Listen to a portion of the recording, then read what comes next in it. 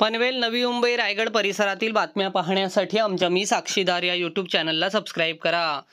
खांदा कॉलनीतील एटीएम लुटण्याचा प्रयत्न फसला आहे। अज्ञात 2 चोरट्यांनी खांदा कॉलनी सेक्टर 8 मधील बँक ऑफ इंडियाच्या एटीएम सेंटरमध्ये प्रवेश करून एटीएम मशीन आणि कॅश डिपॉझिट मशीन फोडून त्यातील रोख रक्कम लुटण्याचा प्रयत्न केला। मात्र त्यांना एटीएम मधील पैसे चोरता न आल्याने त्यांना हात हलवत परतावे लागले आहे।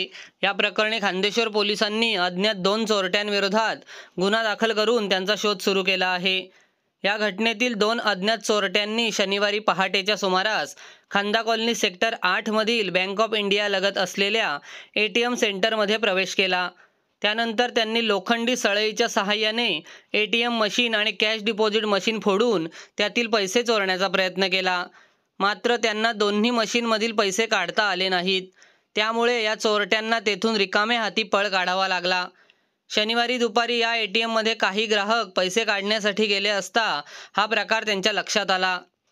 त्यावर काही नागरिकांनी बँकेच्या अधिकाऱ्यांना याबाबतची माहिती दिल्यानंतर त्यांनी सीसीटीव्ही फुटेजची तपासणी केली।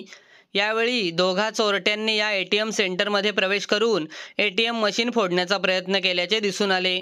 या प्रकरणी खांदेश्वर पोलिसांनी गुन्हा दाखल केला असून तपास सुरू केला आहे।